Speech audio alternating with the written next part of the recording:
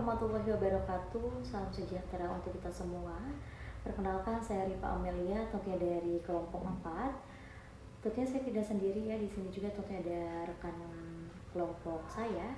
Ada Bunga Syahrani, ada Indri, ada Septiani, dan juga ada Novi Lestari. Tentunya kami dari kelompok 4 akan menjelaskan tentang kekerasan dalam rumah tangga. Apa sih KDRT itu? Secara garis besar, KDRT terjadi karena yang pertama, faktor budaya patriarki dalam budaya ini meyakinkan bahwa laki-laki adalah superior dan perempuan adalah interior, sehingga laki-laki dibenarkan untuk menguasai dan mengontrol perempuan. Kasus paling banyak diadukan kepada Komnas Perempuan adalah kasus KDRT. Hal ini dikarenakan Indonesia masih sangat kental dengan budaya patriarki. Dalam Undang-Undang Perkawinan menyatakan bahwa hak dan kedudukan istri adalah seimbang dengan hak dan kedudukan suami. Dalam kehidupan rumah tangga dan pergaulan hidup bersama masyarakat, namun dengan adanya peran suami sebagai kepala keluarga menjadikan sebuah kenyataan di mana kedudukan suami dan kedudukan istri tak seimbang. Hal tersebut menjadikan suami lebih dominan dalam kehidupan rumah tangga. Istri harus hormat dan patuh kepada suami atas pengambilan keputusan penting ada pada suami, dan segala aktivitas yang dilakukan oleh istri harus ada izin dari suami. Posisi seperti ini dapat memicu pertengkaran dalam rumah tangga dan menjadikan istri merasa tertekan fisik maupun batin serta rasa tidak nyaman. Menurut data Kementerian Pemberdayaan Perempuan dan Perlindungan Anak, sejak awal tahun sampai 12 Desember 2024, ada 22.000 orang perempuan yang menjadi korban kekerasan di Indonesia. Dalam periode yang sama, laki-laki menjadi korban kekerasan lebih sedikit, yaitu ada 5.000 orang dari seluruh perempuan yang menjadi korban. Mayoritasnya atau 58% mengalami kekerasan di rumah tangga. Ada juga perempuan yang menjadi korban kekerasan di fasilitas umum, yaitu ada 11%. Lalu di sekolah itu ada 4%, di tempat kerja ada 1%, di lembaga pendidikan kilat 0,1%, dan di tempat-tempat lainnya ada 24%. Masalah kekerasan dalam rumah tangga tidak hanya terjadi di Indonesia saja, melainkan di seluruh penjuru dunia. Oleh karena itu, kasus kekerasan dalam rumah tangga menjadi masalah global yang kerap kali mengesampingkan hak asasi manusia. Kekerasan dalam rumah tangga muncul dalam pola hubungan kekuasaan dalam lingkup rumah tangga. Muncul dalam hubungan kekuasaan lingkup rumah tangga antara anggota rumah tangga tersebut yang tidak seimbang. Karena hubungan dalam rumah tangga dibangun atas dasar kepercayaan, maka terjadi kekerasan rumah tangga. Sebenarnya ada dua hal yang terjadi sekaligus, yaitu penyalahgunaan kekuasaan dan penyalahgunaan kepercayaan. Sering kali terjadi pelaku kekerasan dalam rumah tangga mendapat hukuman yang kurang setimpal dengan perbuatan yang dilakukan kepada korban, yang dimana korban telah mendapat banyak kerugian akibat dari perbuatan pelaku tersebut. Kekerasan dalam rumah tangga merupakan kasus serius yang harus mendapat perhatian khusus oleh pemerintah. Kekerasan rumah tangga dapat menimpa siapa saja, baik laki-laki maupun perempuan, ART, anak, dan anggota keluarga yang berada di dalam lingkup rumah tangga. Rumah tangga merupakan sebuah susunan lingkungan kehidupan manusia yang sudah diperkecil, yang ditujukan untuk memperoleh keturunan, yang nantinya akan terbentuk sebuah keluarga kecil.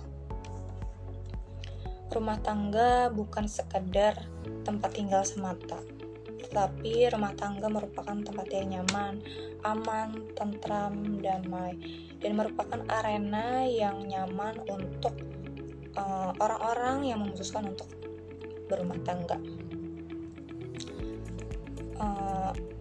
Banyak dari pasangan di luar sana yang memutuskan untuk berumah tangga pastinya sangat berharap rumah tangganya berjalan baik-baik saja, tentram, damai, dan harmonis. Namun pada realitanya kehidupan berumah tangga tidak sesempurna itu, tidak sebaik-baik saja itu, tidak seharmonis itu. Ada kalanya rumah tangga akan mengalami percekcokan dalam rumah tangga, perselisihan, pertengkaran yang membuat salah satu pihak memutuskan untuk menyelesaikan dengan cara kekerasan. Seperti halnya kekerasan dalam rumah tangga. Kekerasan dalam rumah tangga dapat dilakukan oleh siapapun. Bisa dilakukan oleh suami, istri, anak, dan anggota keluarga lain yang berada di dalam lingkungan rumah tangga tersebut. Ada banyak peristiwa di luar sana seperti pertengkaran dalam rumah tangga. Salah satu pasangan yang berada dalam rumah tangga tersebut mengalami pertengkaran dalam rumah tangga dan salah dalam mengambil keputusan untuk menyelesaikan pertengkaran dalam rumah tangga tersebut. Seperti halnya, contohnya suami yang berselisih dengan istrinya lalu melakukan kekerasan dalam rumah tangga pada istrinya sehingga istrinya mengalami trauma yang berat atau bahkan bisa luka yang berat.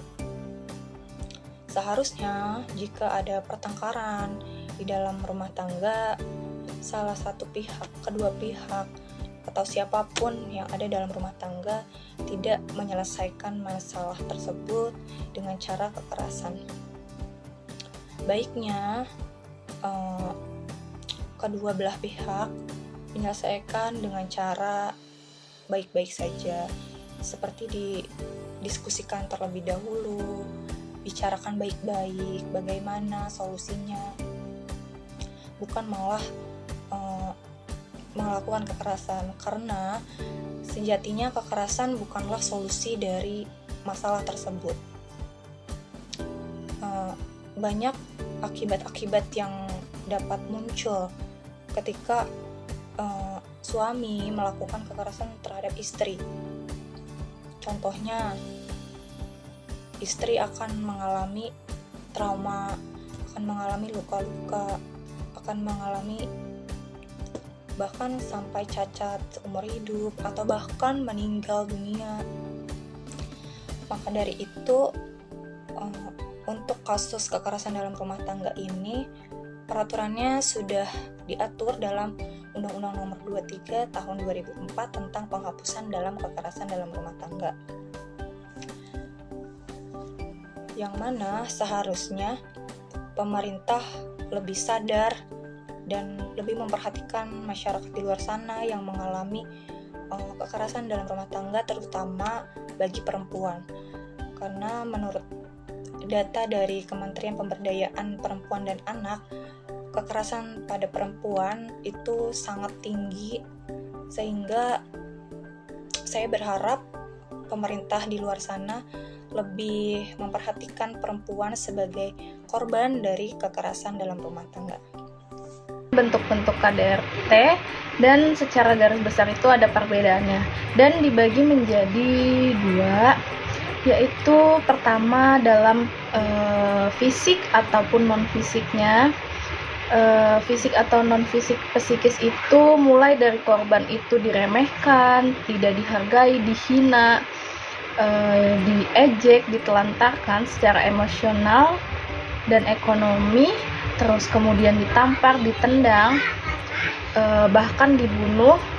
Dua bentuk KDRT tersebut yang dijelaskan diderivasikan ke dalam 4 ranah berdasarkan perspektif kekuasaan, dan kontrol pelaku sebagaimana tertuang dalam Undang-Undang Penghapusan Kekerasan dalam Rumah Tangga atau UU PKDRT, yaitu sebagai berikut. Yang pertama itu kekerasan psikis. Kekerasan psikis itu adalah perbuatan yang mengakibatkan ketakutan, hilangnya rasa percaya diri, hilangnya kemampuan untuk bertindak, atau adanya rasa tidak berdaya dan penderitaan dalam psikis berat pada seseorang, atau jatuh sakit dan mengalami luka berat. Itu termasuk juga dalam pasal 6. Kekerasan fisik ini dapat diuraikan sebagai jatuh sakitnya seseorang atau timbulnya cedera, luka atau cacat pada tubuh seseorang atau korban, gugurnya kandungan yang sampai menyebabkan kematian atau pingsan. Contoh kekerasan fisik ini misalnya cubitan, tendangan atau sundutan, kemudian tamparan, pemukulan ataupun pembunuhan.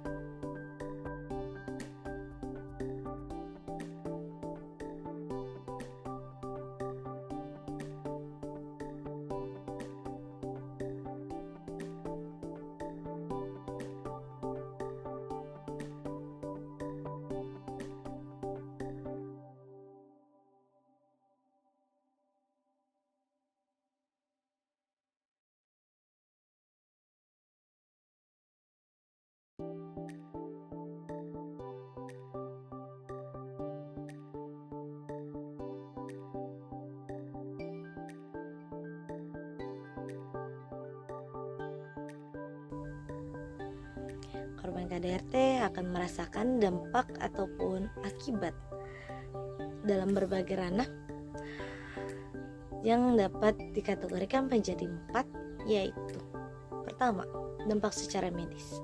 Korban akan pergi ke unit gawat darurat ataupun ke UGD atau bisa disebut juga dokter. Dengan derita luka secara fisik bervariasi, dia ada dari luka ringan hingga pun luka berat dan sampai ancaman kematian. Menggunakan resep obat dari dokter serta mengeluarkan biaya yang cukup besar. Dan yang kedua, dampak secara emosional. Korban KDRT biasanya mengalami dampak yang sangat berat, yaitu depresi, stres, kecemasan berlebihan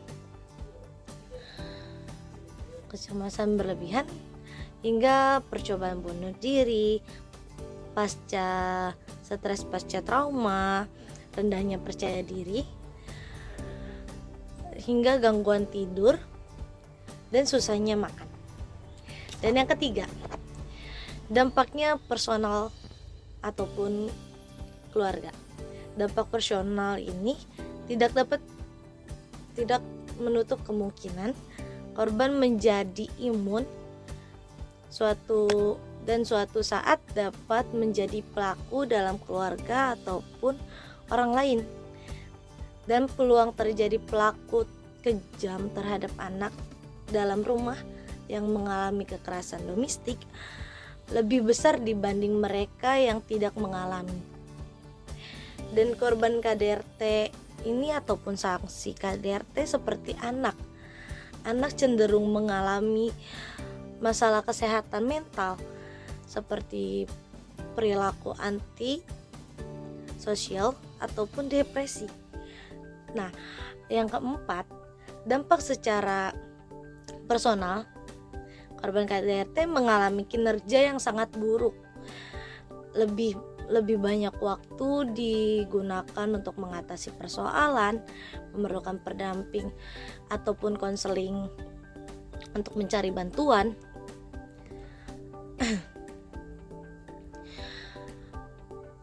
Ketakutan kehilangan pasangan dan pun pekerjaan. Sambil bekerja, korban juga meladeni gangguan dari perilaku kekerasan tersebut.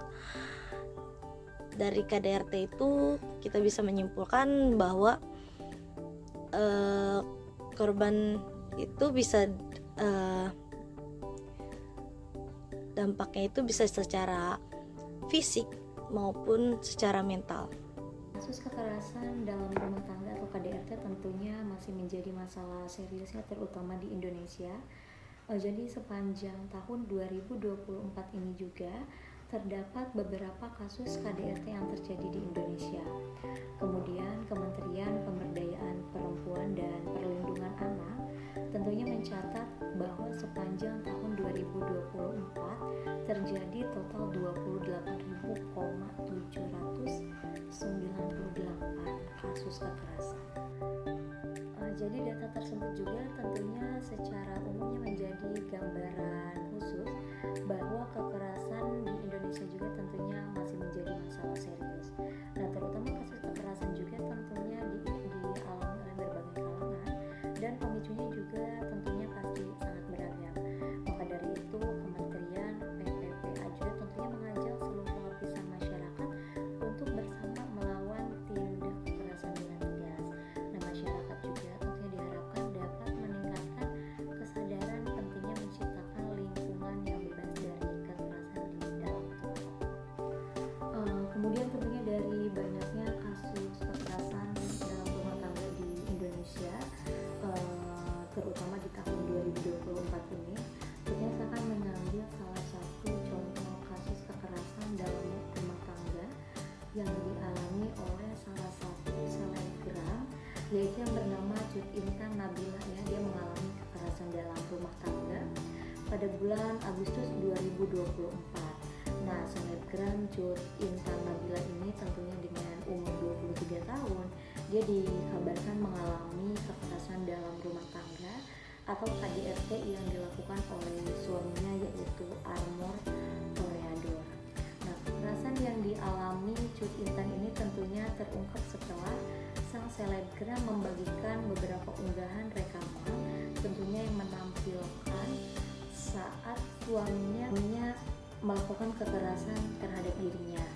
Nah, tak lama dari itu suaminya ini adalah mantan dari atlet anggar asal Bogor tersebut, tentunya ditetapkan sebagai tersangka ya oleh pihak kepolisian. Nah, kemudian Cut Intan Nabila ini menggugat cerai suaminya.